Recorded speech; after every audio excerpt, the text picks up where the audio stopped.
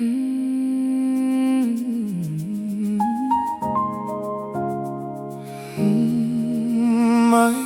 ndinotenda swamanditira ndikanganwi.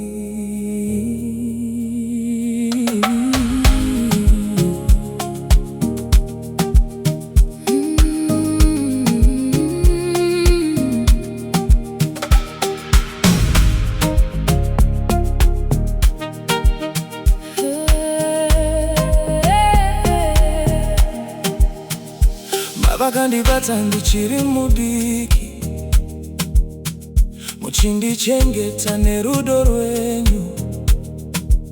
Makandisimudza pandakawira pasi, makandiratidza nzira yakanaka. Mangwanani mese maimuka moga, muchishanda kuti tijetese. Kunyangwe zvakaoma maingonyemwerera, muchivanza marwadzo pamoyo penyu. Ndava kukura zvino ndava kuona, zvose zvamakaita zvine zvazvinoreva. Rudo rwenyu haruna mugumbo, imi muri blessing muupenyu hwangu. Ndinotenda mai, ndinotenda makandirera nerudo rwenyu.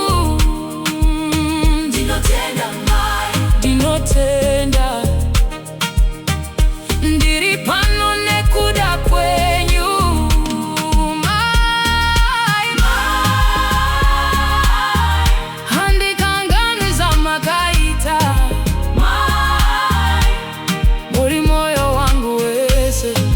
Mai,